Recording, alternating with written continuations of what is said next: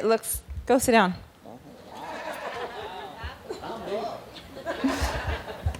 Not everybody's called to pulpit ministry. That's not an offense. It's what are you called to do outside? Because what we do outside of these walls is equally as important as what we do inside of these walls.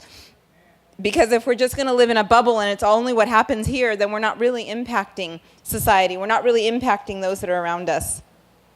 We tend to limit God by what we think he can do, or what we think is important, or what we compare one another to. And yet the Lord wants us to use you right where you're at, in your job, in your schools, in your neighborhoods. And we say that, but I don't know how many of us actually believe it, because how many of us are actually participating in it. Like next week, we're going to be having the Family Fun Day, and we're going to be, going out to the park and fellowshipping. We've been praying for 2 months for people.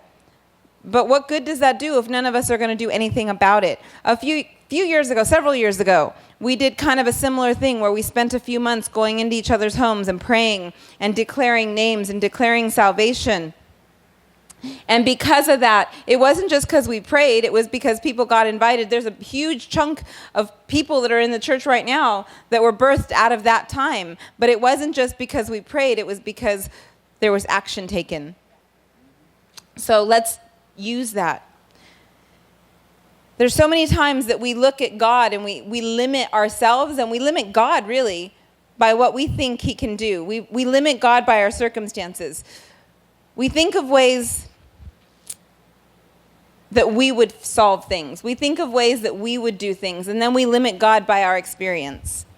The reality of it is the whole reason that there is miracles, the whole reason that we read in the Bible about God doing miraculous things is because there was no way to do it yourself. If you could do it yourself, what would you need a miracle for? If I can solve my own problem, and sometimes we do. Sometimes you just solve your own problem. I'm hungry. I'm going to go make myself a sandwich. You can solve that problem. You don't need the hand of God to come down and make you a sandwich because you're hungry. But when there's dire need, when there's something that you can't do, when it's something outside of yourself, then we need a supernatural hand of God to step in. Because if you need God to make you a sandwich, we need to have a different conversation. Every time we look at what we need and we try to figure it out for ourselves, we try to tell God how to solve our problem, we limit God. We put him in a box. Think about every miracle that took place. Think about the blind man. Jesus, he was blind. He'd been blind all of his... Jesus spit on the ground, made mud, and put it in his eye. Now, do you think that's what he thought the solution was? Like, I've been blind all of these years, and he's crying out for his sight. I don't know, if I'm praying for something, you really think somebody's going to spit on the ground, make mud, and put it in your eyes? Like, that's not what I'm thinking the solution is. When Jesus told the man to go and dip in the nasty, filthy river, you think he knew that wasn't a solution. That happened in the Old Testament as well. That's not a solution. That wasn't in his mind to think about. When Lazarus was raised from the dead, now, they believed in healing. Like, it's also by the level of your experience. Like, they believed in healing. Lazarus' family saw people healed. As a matter of fact, they cried out and said, Lord, if you'd have been here, our brother wouldn't have died. So they had a certain, another level of belief. Like, okay, we believe in healing. But they had Jesus limited because even with the death, they had seen him raise people from the dead. But Jesus took 3 days to show up. And in the Jewish culture, a cultural thing is they believe the spirit kind of hovers around for 3 days. So even coming back to life, they'd seen somebody, like they died, and that same day they rose from the dead. Jesus waited. He's like, okay, well, I'm going to blow your theology even more. He waited until there was no hope. And when he came, at that point, they no longer believed because Lord, if you'd have been here. And his reaction was, no, don't worry. Well, yeah, we'll see him again in the afterlife. Like, they had now limited Jesus. They had to be stretched. Every time we get comfortable in a certain level of faith, we're stretched to the next level. Clearly, they already believed Jesus for healing. If you were here, surely he'd have been healed. Ooh, he's dead. They came to the end of their faith level. And so he rose him from the dead. Jesus, I think, waited those 3 days so that it would stretch them to the next level. And we're all in different places. Some of us can't trust him to get our headaches healed, but some people are trusting him for cancer. What's impossible with man is possible with God. Luke 18:27 said, "But the things that are impossible with man are possible with God." Now, a side note on that, because many of us have heard that passage, is that was in the context of, many of you have heard the story of the rich young ruler. And he came and he said, "What must I do to be saved?" And Jesus told him, "Sell everything you have and follow me." I'm giving you the nutshell version. And that man turned around and he got very sad. There was more to the story, but at that point got very sad and walked away. Guys, did Jesus go chasing after him? Jesus didn't go running after him and go, "But wait. Really, if you follow me, you'll have eternal life. There'll be additional blessings. He let him walk away. And how many of us think that we have to manipulate or control people to do what we want them to do or to talk them into the kingdom? Jesus let the person walk away. This is your choice. Okay, bye. Not that he didn't love him and not that he didn't care for him, but it was a price that this young man was unwilling to pay. And so his disciples asked him, "Oh my gosh, like who can be saved then?" Well, Jesus said, in that context, he said, things that are impossible with man are possible with God. It was in that context of somebody walking away. Anybody can do what seems impossible is possible with the Lord. And he went on to say, then Peter said, "See, we have all left," because this young ruler walked away, and Peter says, "We have all left. We left all to follow you." This is still Luke 18:27-30.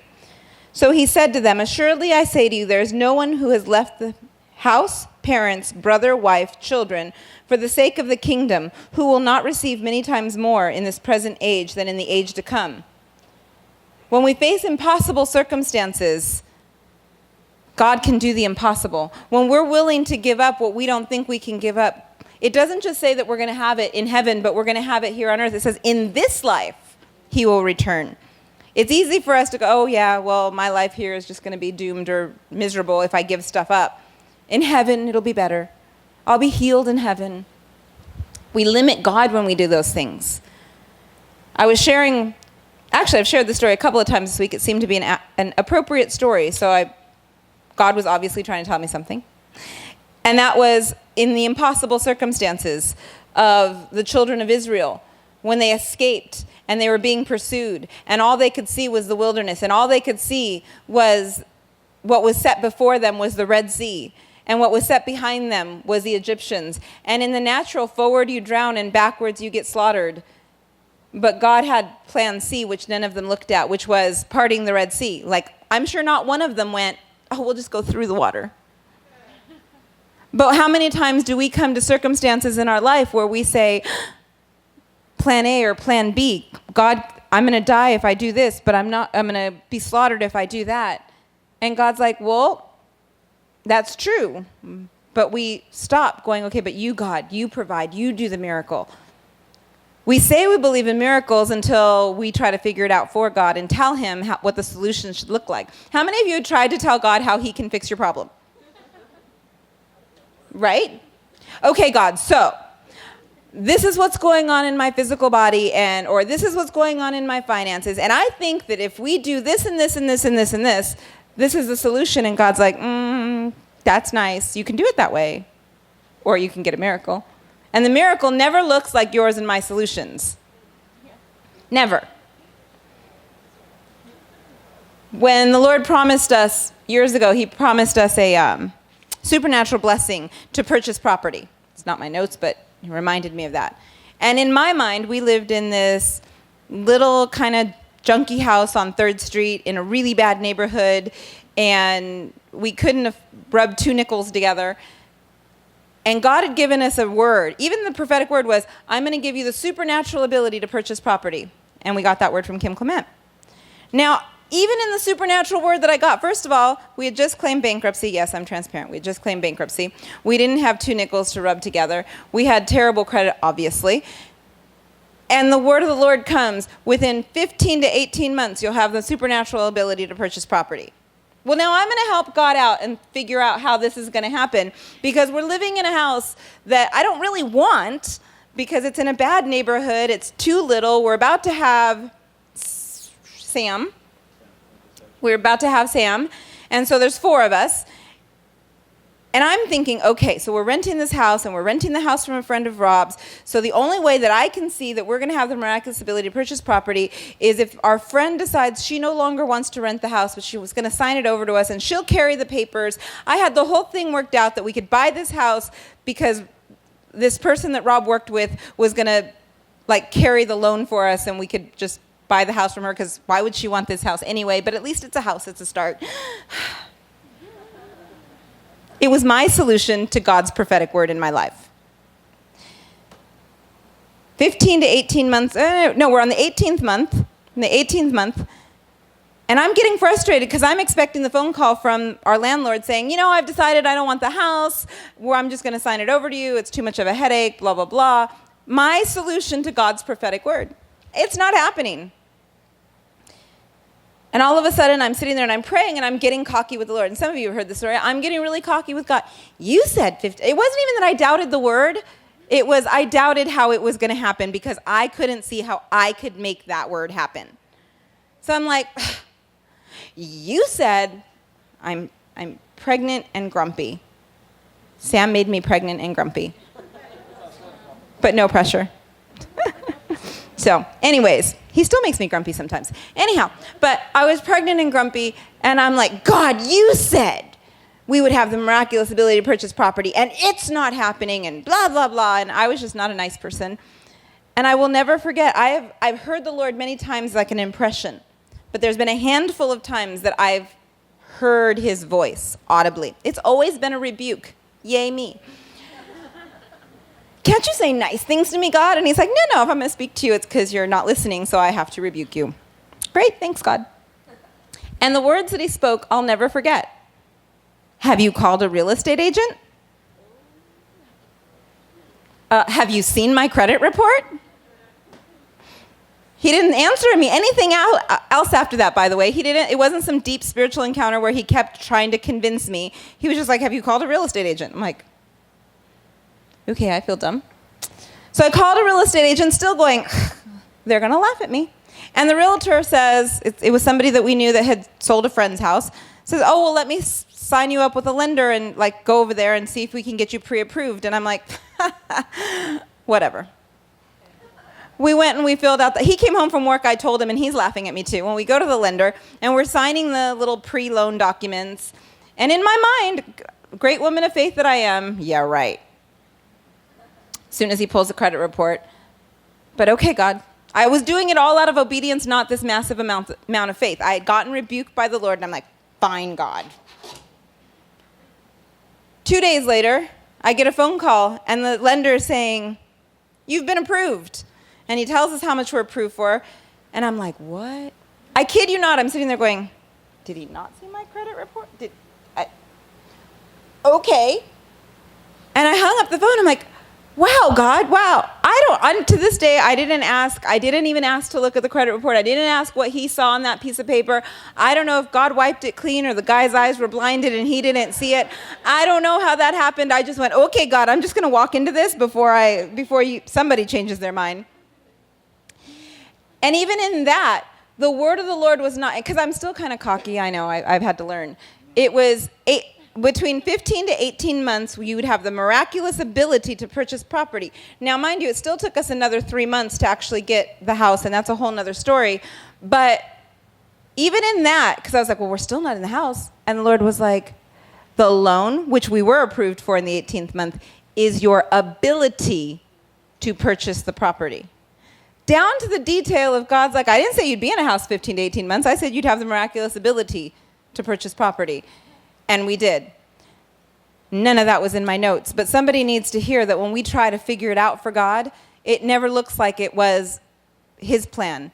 And I honestly believe that I could have manipulated the situation because I could have called the landlord and she shortly after that, I believe, sold that house. But you know what? The reality of it is I would have been stuck with a frightening little house on 3rd Street East, off of Lancaster Boulevard, that was a terrible neighborhood, raising my little children because I solved the problem myself. And God would have let me, by the way, guys. When we solve our problems for ourselves, God will let you. And then you go, see, that's how it worked out. And God's like, I'd have given you something different, but You were good with that. You were good with fixing your own problem, and he will let us because we have a free will. When we limit God in any area, whether it's our health or our finances, there's people that say, I believe God for healing my back, but I've got stage 4 cancer, and we limit him. On the other hand, I know people that limit him the other way. Like, I know God heals on the big stuff, but he doesn't care about my headache. Like, I don't want to bother God with my headache because it makes us feel spiritual. Like, I don't want to bother God. Like, other people have way worse problems. Like, God is limited by that. Oh, well, because I helped her with her cancer, I can't help you with your headache. It sounds silly, but that's how we think. Well, I'm not worthy. Like, it's my problems aren't as big as so-and-so's problems. God is bigger than all of our problems. It's not an either or. It's not like he can only help one of us a day. I'm sorry, it's not your turn. Have you guys seen that sign with the boss? Like, I only handle like one problem a day and today is not your day. Like, that's not God. But we view him that way. How many of you have heard a word like somebody will call out, somebody's back is being healed, and you feel like your back needs to be healed, but because somebody else walks up there, oh, it must have not been me, it was for them. God can't heal both of your guys' backs? It's kind of like the pool of Siloam where the man wanted to get thrown. I could never reach the water. It's not like that. You don't need to be the first one in. You just have to be willing to hear his voice and obey. In Matthew 8:14 through 17, it says, Now when Jesus had come into Peter's house, he saw his wife's mother lying with a fever. He touched her hand, and the fever left her, and arose, and she served them. When evening came, they brought to him many who were demon-possessed. He cast out spirits and healed all those who were sick, that it might be fulfilled and was spoken through the Isaiah that he took upon himself infirmities and bore our sickness. Do we believe what Isaiah 53:5 says? But that he was wounded for our transgressions, bruised for our iniquities, and the chastisement of our peace is upon him. By his stripes we were healed. One of our biggest struggles is limiting God. In that very passage with Peter, he went from healing a fever, which he thought was just as important, and then a little bit later he was healing those who were demon-possessed and those that had all kinds of infirmities. To me, that's a big span. It was like it's the same passage, and he went from healing a fever, which many of us would be like, oh, it's just a cold. And like we wouldn't think to ask because it's not that big a deal. But that's a limitation of God's power and abilities. We struggle with healing. We struggle with trusting him. One of my struggles is not so much because, again, we go from glory to glory, from level to level. One of my struggles isn't so much believing God heals or believing God brings provision. And I've shared this with a few of you. I've learned to trust him for a roof over my head. I've learned to trust him for food in my kitchen or in a restaurant. Many of you have heard that miracles that God has done in Rob and my life, not just with the house, but in many things. We didn't have money, and he provided food. He provided finances. It was those things that taught me to trust him for the levels in the church, to trust him for the building, to trust him when he said to sign a lease when we didn't have the money to do it, when he told us to go from one building to the next. People that have walked in even recently to this building, they're like, wow, like how do you guys manage to support this building? And yet we're believing God for extravagant miracles. But it was because I learned to trust him for 50 cents, literally. I learned to trust him for gas in my car, literally, food on my table, that when it came time to sign for a lease that was way above our ability, God provided. I've learned in missions trips. I used to say, well, I can't afford to go all over. I love to travel, but I can't afford to go all over the place. I can't afford to go here or there.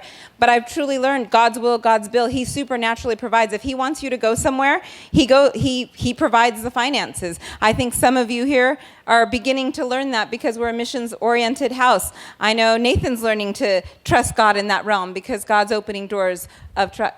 Sorry, it's just funny. He's got a goat over there. It's just like literally, sorry. Distraction. Squirrel. No, not squirrel. Goat. Anyways, we're open to everyone. God is, right? God provided for our young ladies to go to the camp in Lance Wallnow. God's provided finances for Betty and Abraham to go to South Africa, not once, but now twice. He's provided for Rob to go to China and all kinds. It's not because we're rich, by the way, people. None of us are. God supernaturally provided where there was no way. People that didn't know sowed. People that, when we were building the building, people that didn't even go to the church would hand him checks for literally thousands of dollars. Not because we're all that, but because God spoke to them. People we didn't even know. So when it's God's will, it's God's bill. And yet I still, after all of the miracles that God has done in those areas, I still limit him to being the God of just enough. And I've shared this with a few of you lately, that the Lord has really been challenging me, because I do trust him on those levels, but to just get by. Like, I trust him to get through this missions trip, but not this missions trip and then some. Does that make sense? I trust him for the bills to pay the church off this month, but he's promised us extravagant miracles to buy off the building completely. He's not the God of just enough. He's the God of more than enough. And I've been declaring that. He's not the God that gives some of us fruitful wombs. He's the God that brings barrenness to an end and gives us all. Because one person got pregnant doesn't mean that the other person weren't. We're back to that trusting God limit. Oh, well, she already got pregnant, so I must not. God favored her and not me. Maybe it's just not yet.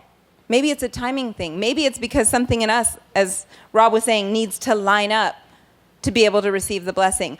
I went through 5 miscarriages. Trust me, this whole barrenness thing is driving me crazy, because I know I had authority. Have authority over that realm. The Lord promised me no more death in my household, and yet the enemy has tried to come to bring that word back and challenge me, because I consider you guys my household. So if you're my household, there'll be no more death in my household. So how dare you, Satan, come in and try to bring in barrenness in an area that I've overcome over my household? That's not okay. That's not okay. A lot of you will say, well, you just don't understand my struggles. If you were going through what I was going through, well, guys, I'm not going through what you're going through, not because I haven't had challenges, but because I've come out on the other side. We can't look at somebody that's overcome. Oh, you can't understand my barrenness. Really? I went through 5 years and 5 miscarriages. I can. And I've had people tell me, well, you don't understand, you have 4 kids. But I didn't. Just because I have it now doesn't mean I didn't struggle with it then. Just because I can trust God for this bill, well, you don't understand you're married, and you don't understand you have a house, but I didn't. But I do. And I did. It's not that I do because I'm better than any of you. It's because I let God be God. When Rob and I were 24 years ago, we were separated, and you guys have all heard our testimony in that area. And by the way, it was because I was an idiot. So that those of you that don't know the story, yeah. Those of you that don't know the story and start speculating, it was me. I was a jerk. And there's a lot of, and the reason I throw that out there is because a lot of times, especially in ministry, people will look at what did the pastor do? Guess what? The pastor didn't do anything. It was the pastor's wife that was crazy. Okay? So there you go. If you want to gossip about it, have a good time with it. Well, I'm still crazy, but in a totally different way. When people go, well, you don't understand my struggle because you're married. But there was a time I wasn't. There was a time I was not only separated, but filing for divorce. There was a time that my children weren't doing everything that I wanted them to do. There was a time, you can't look at me and say, well, because you don't understand. God understands. And maybe I didn't go exactly through what you went through, but guess what? A lot of you didn't go exactly through what I went through. The only thing that God requires of all of us is faith in him. But God, I don't have enough of an education to take the mountain that I'm called to. I don't have enough faith to take well, neither did I, except that I was obedient. All he's requiring of you is to be obedient. Psalms 37:25 says, I have been young and now I'm old, yet I've not seen the righteous forsaken, nor his descendants begging for bread. Now that's a comfort to many of us in a place where we're struggling financially. But then there's the next thing. So that level I've gotten through. Like, I don't think I'm going to starve. I know God's got that. But the above and beyond. Now, these are the scriptures that I'm challenged on today. I'm comfortable knowing my needs are met. I'm okay with that. Not extravagantly, by the way, just met. But that's where I have to stretch. Ephesians 3:20 says, Now to him who is able to do exceedingly abundantly above all that I can ask or think, according to the power that works in me. I can think above and beyond. I just don't always believe it's going to happen for me. In Malachi 3:10, bring the tithe into the storehouse, that there may be food in my house, says the Lord. If I will open up the windows of heaven and pour out blessing, that there will not be room enough to receive. I believe that if I tithe, God's going to take care of me. Where I struggle sometimes is room enough to receive the abundance. Or I feel guilty about wanting abundance because somebody else needs something. But again, that goes back to limiting God. So if God provides for me and blesses me abundantly, suddenly he can't bless Natasha? That's limiting God, guys. Like it sounds pious and holy, like, well, I don't want to, sound greedy. It's not about being greedy. What I want to do is so that I can bless other people. But what? Because God blessed me, he can't bless Lori? Like, that's kind of silly. Or vice versa. Well, he already blessed Lori, so he can't bless me. God's not limited. He's trying to expand our minds to know it's not either or in any scenario. In Deuteronomy 28:13, it says, "And the Lord will make you the head and not the tail. You shall be above and not beneath. If you heed the commandments of the Lord your God, which I command you today, be careful to observe them." Deuteronomy 28:1-14 speaks of the blessings that God has if we follow his commandments. And it's the whole thing, you can read it on your own, is about the blessings that he'll bestow upon us. And they're there, but we think they belong to somebody else. They're there, or we limit ourselves. Or they're there, and we bring self-condemnation, saying that, well, I'm not good enough. Or I failed. Or I don't follow all the commandments perfectly. But that's where the grace and the blood of Jesus comes to bring mercy. The word says that we all fall short of the glory of God. We've all missed it, even once you're saved. But there's a difference between missing it and purposely walking in rebellion. Remember, David sinned, Peter sinned, Paul sinned. And all of you, well, that was before they were serving God. Not true. Peter, the things I want to do, I don't do. The things I don't want to do, I do. Paul, sorry, I had Peter in front of me here. We all struggle. We all struggle. But do we trust him that his grace and mercy is sufficient for us? Are we willing to step out on the promises that God has called us to and not limit ourselves by our circumstances? The Lord said the word over this house was extravagant miracles. And somebody else said exceptional miracles today or something along those lines. He wants to take us to a new place. Extravagant miracles. That means not just ordinary, but above and beyond. If those things are the things he wants to do over this house, then we have to step out into a new level of faith. I don't see them, or I see the circumstances, or I see the lack of perfection in my life, or I see that I'm in the middle of the desert that doesn't look lush and green, but yet God promised that there would be rivers of living water, literally, in the natural. Because I don't see it doesn't mean that it's not going to happen. Because it doesn't happen in my timing doesn't mean that it's not going to happen. But as long as we look at our circumstance, we're never going to walk into our promised land. Moses looked at his circumstance, and although he still had favor with God, didn't get to enter in his promised land because he looked at the circumstance. He saw what he wanted God to do, but he took things into his own hands. It wasn't trusting God and obeying what God said. Just like the children of Israel, we can wander around the wilderness. They were promised a land flowing with milk and honey, but instead they were too busy complaining that they didn't have it yet. What got them in trouble and what caused them to wander around for more years, and ultimately the first generation to not even go into their promise, was it that God lied? Was it that there was not a land of milk and honey? Their eyes were on how they couldn't defeat the enemy, how they were grasshoppers in their own sight. God didn't ask them to be giants. God asked them to be obedient. I'm a grasshopper. How can I take that? Well, either you believe me or you don't. If God has given you promises that are too big for you, do you look at yourself and say, okay, well, it's too big for me. God's got to do it. Or do you look at, I'm a grasshopper. I can't do what God promised. And he'll let you. And then it's a self-fulfilling prophecy because I'm not qualified to do what God called me to do. I'm a grasshopper in their own sight. It doesn't say they were grasshoppers in God's sight. They were grasshoppers in their own sight. If you're a grasshopper in your own sight, it's not that God's promises aren't still true. It means that you're going to not receive them because you're a grasshopper instead of who God said you are. We look at our inadequacies. We look at our lack of wisdom. We look at what's wrong with us. The Israelites grumbled and complained. We were better off back there because it was familiar, because we're not strong enough to fight this army that's before us. And they forfeited their promise, not because God changed their mind, but because they couldn't just obey. It was in their weakness God wanted to be made strong. If they would have obeyed, The 300 that won the battle as opposed to the tens of thousands. Every battle they won in their lack. Apostle Rob was saying Friday night about the lepers. It was just lepers shuffling along that won the battle. It was in their weakness that God was made strong. When you don't feel like you're anything more, you're more than a leper shuffling along against an army. If God could do it for them, he can do it for you. Now, this isn't one of those name it and claim it and just act like everything's all fine. It's trusting God to be who God is, not you who you are. I don't have a problem that you have weakness. What I have a problem is you focus on your weakness as opposed to focusing on who he says you are. If he gave you a promise, if he told you you're taking nations, if he told you that you're called to have a healing ministry, if he told you that you're called to raise people from the dead or just get your next door neighbor saved. Well, my next door neighbor doesn't like me. They don't even talk to me. If he said, get your next door neighbor saved, you can tell God all you want, how you're unqualified, and he'll let you stay unqualified. Or you can say, I don't know how, but I'll just be obedient. God's not moved by our inadequacies. And I've said this before, and we kind of laugh, and it's easy to look at it in somebody else's life.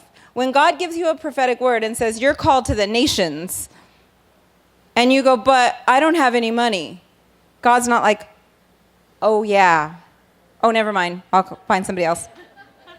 When God says he's going to give us this building and we're going to have extravagant miracles, and I say, but God, we don't have the credit rating as a church, as a building for that, or we don't have the finances for that. God's like, oh, that's right.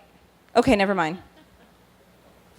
You're going to be a great prophet to the nations. I'm afraid to get on a plane.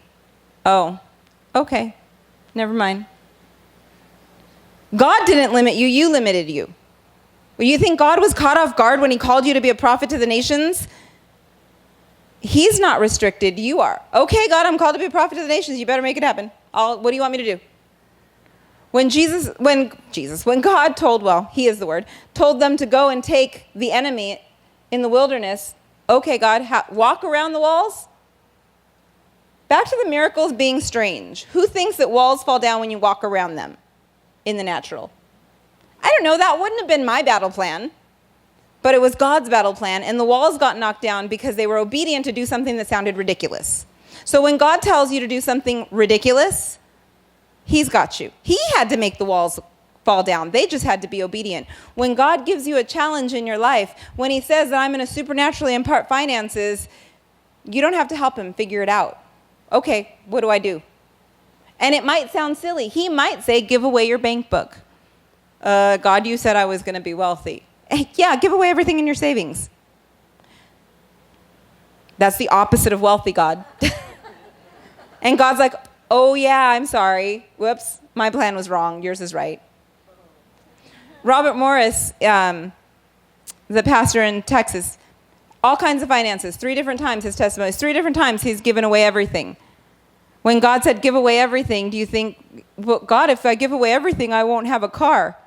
Oh, that's right. Never mind. Don't do that. Where do we trust God in our weaknesses?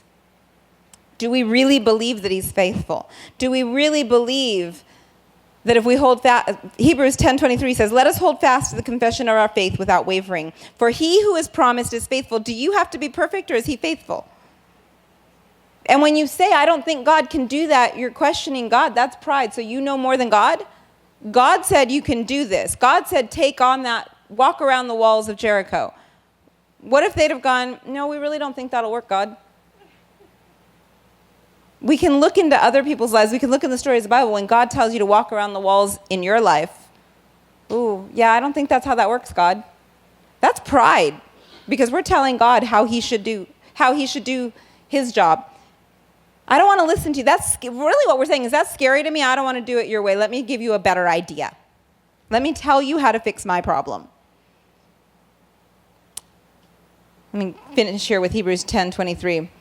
And let us consider one another in order to stir up love and good works, not forsaking the assembly of ourselves together in the manner of some, but exhorting one another, so much the more as you see the day approaching. For if we sin willfully after we have received the knowledge of the truth, there no longer remains a sacrifice for sins.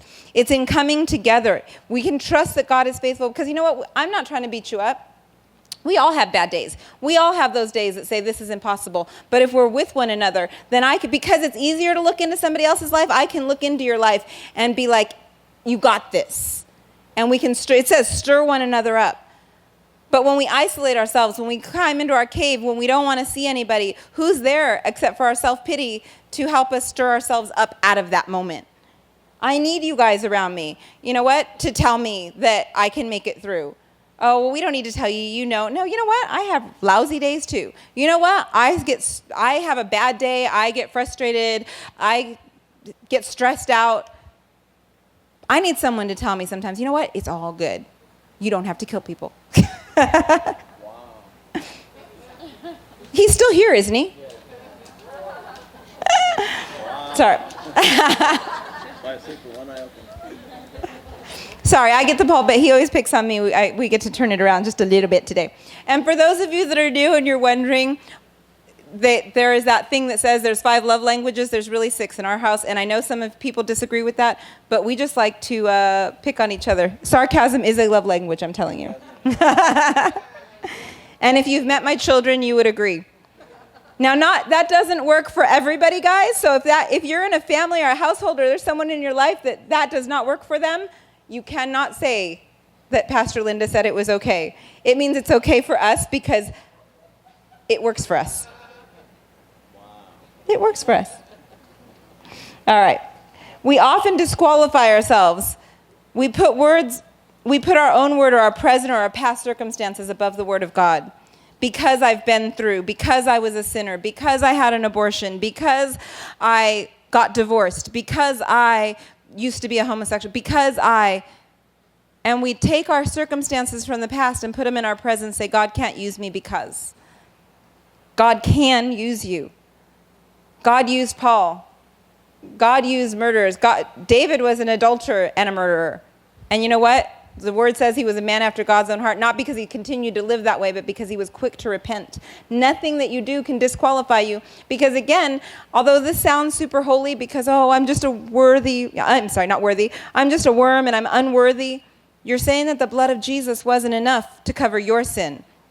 The blood of Jesus covers other people's sins, but it's not good enough to cover my sin. Jesus loves them enough, but what I did was too big, too bad, too terrible, that Jesus can't cover my sin. Really, that's pride, because again, anytime you're telling God what he can or can't do, you're being prideful. We think it's being humble, but it's really being prideful. God, you can't do X, Y, Z. Really? He's God. That's false humility, guys.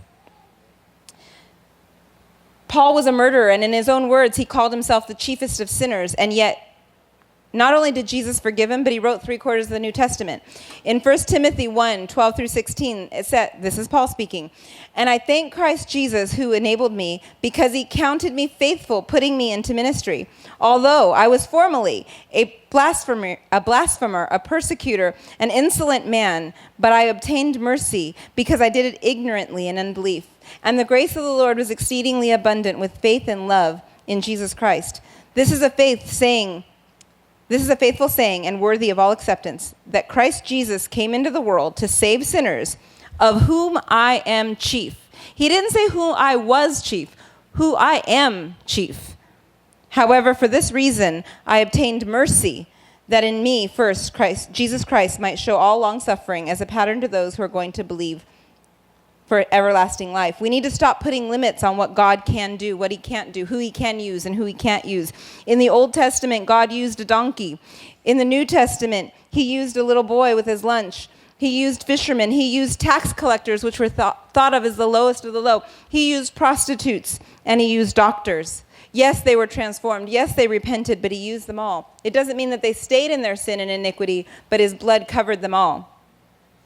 He needs each of us in whatever state you're in, whoever you are, whatever you're doing. You can't disqualify yourself, because honestly, in disqualifying yourself, you're saying that he wasn't enough. You're saying that he was a liar because he said that his blood was sufficient. We don't have to focus on our weaknesses, but on his glory. If it's in his strength, in his strength that our weakness is made strong. We focus on our strengths. We focus on what we can do. But if we focus on the things that we're good at, then we don't really need him. And honestly, that's how we turn in prideful, because it's what I can't do that God gets glory in. Karina's given the testimony when she was younger. She couldn't sing, but she had a desire to sing. And I'm not saying anything that her family and everybody else hasn't already said, is they were like, oh, could you stop singing? It's in her, and now she recognizes it's in my weakness. Like, I couldn't do this. This is a God thing. John Bevere will tell you he couldn't write books, and now that's what he's known for. It was his weakness, because then how do you take pride? When Paul was saying, you know, I've got this messenger of Satan to buffet me so that I can't fall into pride.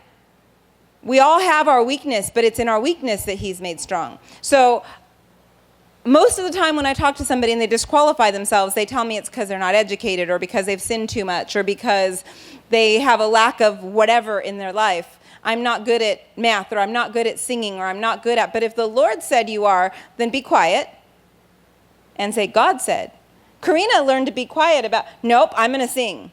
Nope, I'm going to sing. Nope, she came into agreement with the word. I know what God said. John Bevere went, okay. He got rebuked numerous times, by the way, before he went, okay, I'm just going to write the book. And now he looks and he says, he reads his books and he's like, wow, I didn't write that.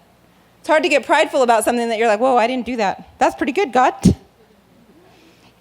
2 Corinthians 19, 9 and 10 says, and he said to me, my grace is sufficient for you. My strength is made perfect in weakness. Therefore, most gladly, I will rather boast in my infirmities. What was he boasting in? He wasn't boasting in that he was all that. He was boasting in his infirmities, that the power of Christ may rest upon me.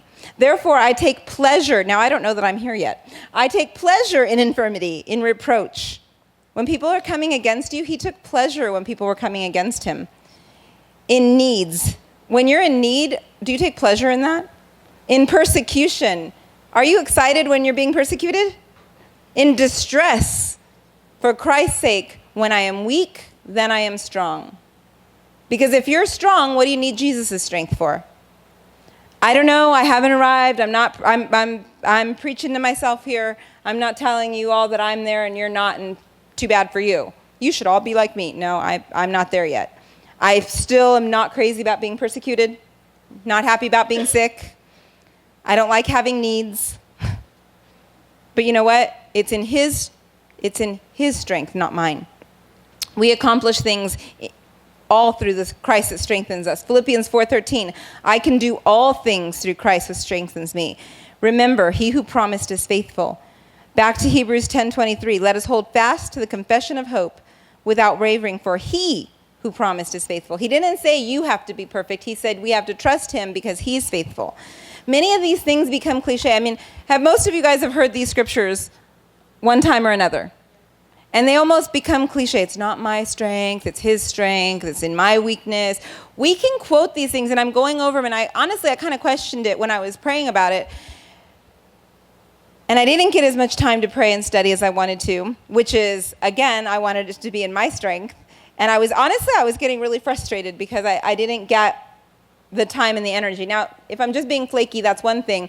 But I've actually preached this to other people, that I can't condemn myself for doing everything that I can. It wasn't like I was, watching TV instead of doing what I was supposed to be doing. Stuff happened, and God knows my heart. I wasn't purposely being rebellious. So I have to practice what I preach. And I just almost, let's be super transparent, yesterday I went to go pick up the girls, and I was trying to study and I was trying to pray, and things weren't happening the way they want to happen.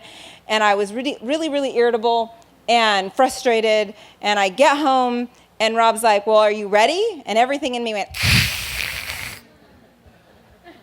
you're really going to ask me that question? I'm like,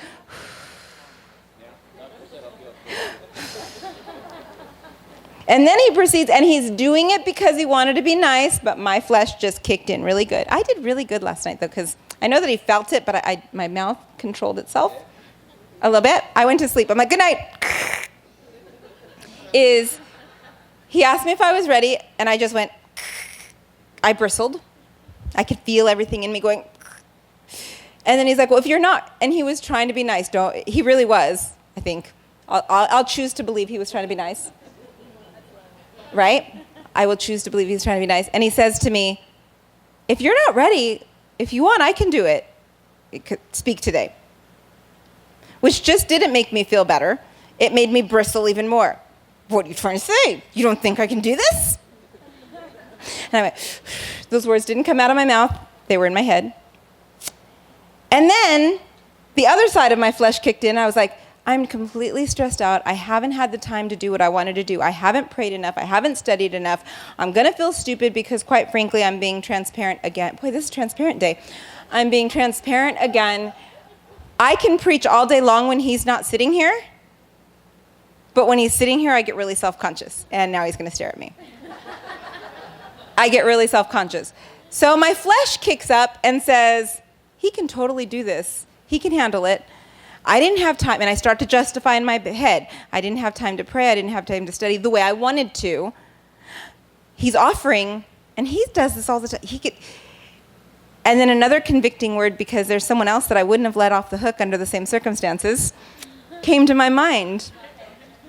And I said, if I don't speak tomorrow, I am giving people the opportunity to go, well, see, you didn't do it when you weren't prepared, so I can get out of it because I'm not feeling fully prepared. And then the whole message is about, he is made strong in my weakness.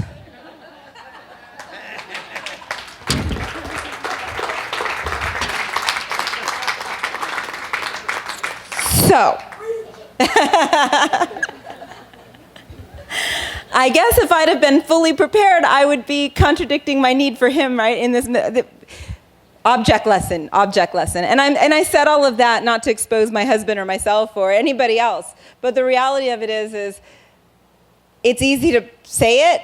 It's a lot harder to do it. Everything in me was ruffled. I had weird, funky dreams. I woke up this morning irritated. I went into prayer in the office and I was irritated. And I finally like, I went into prayer over there, and I felt better. And then I came in here, and I felt better. But it was as I walked out my obedience that I started to go, okay, God's in control of this. God's in control of this. God's in control of this. It wasn't because I felt ready. It wasn't because I felt like everything was okay. It wasn't because I felt peace. Except, okay, I'm going to do this. I'm going to do this. I'm going to do this. And quite frankly, I knew for a fact, because I have not been very merciful in this area with other people, I had to practice what I preached. Doesn't matter how I feel, got to do it. And as it progressed, and for a minute, again, super transparent day, for a minute during worship, I started getting that irritation thing again. It's like, and I went, stop. I'm not more holy, more spiritual, more anointed. I'm just walking out the call that God's called me to do, and it's out of obedience, not because I feel qualified, not because I feel good enough, not because I don't lack, not because I'm perfect. So when the enemy tries to tell you that you can't do what you're called to do because you're not good enough, because you're not prepared enough, because you're not educated enough, because you're not wealthy enough, because you're called to the nations and I don't have the money to go, whatever it may be, it's in stepping out in obedience. It was the first time we said we were going to go on a missions trip, we said yes without any money in the bank, and the money followed. Baron and Lisa have told the same story when missions come in. People go, oh, well, Baron and Lisa have a multi-million-dollar international organization. They used to be missionaries in Nigeria with their 2 little girls and came back and had nothing and built everything out of nothing. Literally nothing. They came back without a car. They came back without money. They came back without anything. All they had was an obedience to say yes. So don't look at people that are successful and go, well, they don't understand my circumstances because they're there. They were just simply obedient with what God told them to do. I'm asking you to just be obedient. I didn't have it all today, but I had to choke it and be obedient to what God's called me to do. And you have to just choke. So if I seem unmerciful sometimes when people come and they're like, I didn't come to church because of da-da-da-da-da, and I'm like, psh, I have no mercy there. I've overcome that battle. I've been to church when my baby was 3 days old. I've been to church when we didn't have gas money. I've been to church when we didn't have food. I've been to church when I was sick. I've been to church when we're on vacation. Like that area, I'm probably not the person to come get sympathy from. I'm going to be like, yeah. I've been to church the day that Rob and I moved, and we packed up our moving truck on Saturday night. We drove it to church. You remember that, huh? We drove it to church on the building on K4, and Rob had to take a big giant extension cord and plug it into the church so that my food in my refrigerator didn't go bad that was back in the back of the moving van. So if you try to tell me that I'm sorry I got to move that weekend, I don't have any sympathy in that area. I just have no sympathy in that area. Well, And then my favorite one is, it's because you're a pastor. I'm sorry. This was my lifestyle long before. I was not born a pastor. Rob and I did not get married when we were pastors. I've not been a pastor my entire life. It was obedience. It wasn't because I'm more spiritual, but I'm not saying this to go, look at how spiritual I am. It was a decision. It was hard. When my baby was 3 days old and I didn't feel good. When I had a miscarriage, and that afternoon I found out I had a miscarriage, and that night I was in church and I had people walking up to me, and it was the first miscarriage I had. And people are like, oh, how are you feeling? How's the baby? Nobody would have blamed me for not being there, but you know what? I got my strength from being there.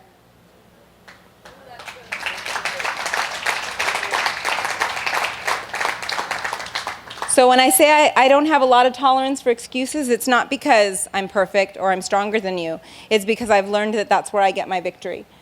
It's when this morning, and again, I'm not saying my emotions always line up. Yesterday and this morning, I was not a pretty happy person. But I know that the obedience is what gets me through to the other side. So when I seem like I have a lack of compassion for your excuses, which is what they are, it's because I know that there's victory on the other side of those excuses. It's not my lack of compassion. It's I love you enough to want to see you on the other side of that struggle. It's I love you enough to say, I know that's hard, and I know it sucks, but you know what? I know that on the other side of it, there's a bigger victory than if I let you wallow. I don't let me wallow, not because I'm a tyrant or a taskmaster. I don't let me wallow because I know on the other side is victory. And I know on the other side is victory for you. If the rich young ruler, if he'd have sold everything and followed Jesus, he'd have had a bigger victory on the other side. The way he did it, he just got to keep his stuff, but lost his soul. As far as we know, there's no record otherwise.